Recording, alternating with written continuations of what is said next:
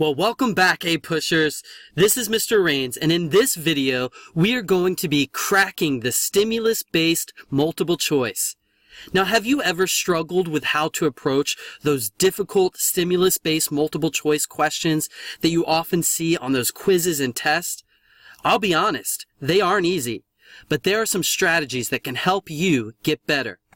Today we're going to be looking at an acronym that I believe will help you remember the steps to take each time you face one of those difficult stimulus-based multiple choice questions. And the acronym is this: Does the Queen steal apples?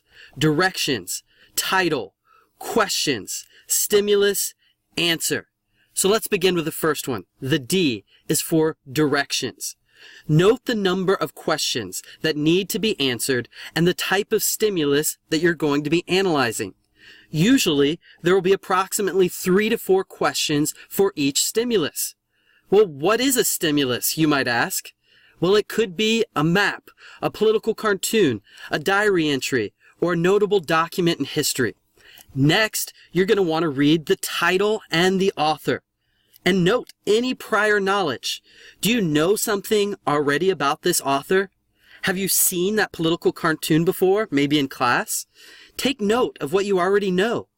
Often the goal of the questions is not to get you to analyze the passage or the cartoon itself, which surprises a lot of my students. But the purpose is to test something that you already know that's related to the prompt. Keep in mind, these are not reading comprehension questions. So next, you need to read and annotate the questions. Underline key verbs and circle key words that will help you understand the stimulus. Do not read the answer choices yet. Just read the questions. Make sure you know exactly what is being asked of you. Then try to answer it without looking at the choices. I usually recommend that my students write down their answer right next to the question and then compare it later. Next, let's read and annotate the stimulus. Underline and annotate any evidence that will help you support your answer if someone asks you why or how you know your answer. Look for supporting evidence in the stimulus. Remember, you could write all over the stimulus. Next, answer the question. Eliminate any answers that you know are immediately wrong. Usually, there are 2 you could quickly eliminate. Then analyze the last 2 answers for the following. Does one of the answers include and address the other? Is there historically incorrect information? And does this address the time period? Then, you're ready to make your choice. I think we're ready to try one together. Remember, the acronym is, Does the Queen steal apples? So directions is first. For this one, we notice that it's a letter, and there is one question associated with it. Now the T, title. The title is In Defense of the Indian by Bartolomé de las Casas. Well, that might ring a bell for some of you.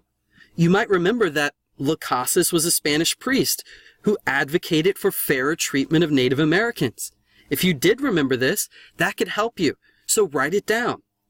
So now the Q, questions. The question is asking for factors that affected Native Americans, and it is something that is implied. You might jot down a few things, like European colonization, disease, disagreement over land, whatever might come to mind. Now, the stimulus itself. Let's read the passage now. There are a few things that quickly will stick out to you. The passage is this: Concerning the treatment of Native American workers, when they were allowed to go homes, they often found it deserted and had no other recourse than to go out into the woods to find food and to die. When they felt ill, which was very frequently because they are a delicate people unaccustomed to such work, the Spaniards did not believe them and piteously called them lazy dogs and kicked and beat them. And when illness was apparent, they sent them home as useless, giving them some cassava for 20 to 80 league journey. They would go then, falling into the first stream and dying there in desperation. Others would hold on longer, but very few ever made it home. I sometimes came upon dead bodies on my way, and upon others who were gasping and moaning in their death, agony, repeating, hungry, hungry. Well, a few things from this passage that I would quickly note are words like deserted, looking for food, dying, falling ill, very frequently, being called lazy dogs, illnesses, calling out hungry, hungry. So I would underline these things if I were to see a passage like this. Well, now we're ready to look at the answer choices. Remember, the question is asking for factors that affected Native Americans, and we know it is something that is implied. Well, the things that we underline weren't implied because obviously those are stated.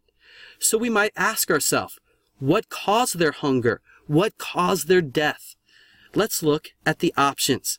There's a few things that we could eliminate quickly. The first one, many Spaniards were sympathetic to the Native Americans. Well, any study of period 1 would give us the clue that Spaniards were not very kind to the Native Americans, so I would have eliminated that one right away. B is the Catholic Church was trying to help the Native Americans. Again, this is something I would eliminate. Though they probably did some good, often there were forced conversions, and the encomienda system was defended by the Catholic Church, so I would cross that one off also. So now we have 2 left. C talks about European diseases. Well, yes, that could certainly be a factor that is implied, and it could cause hunger and death. And the other one is Spanish faced resistance by the natives. Well, we know from our study of period 1 that that is true, but did this really address the question? I don't think so. I think the better choice would be C. European diseases were killing millions of Native Americans. That is a factor that affected Native Americans, and it is implied, not stated directly. Well, there you go. We just cracked the stimulus-based multiple choice question together using the acronym, Does the Queen Steal Apples?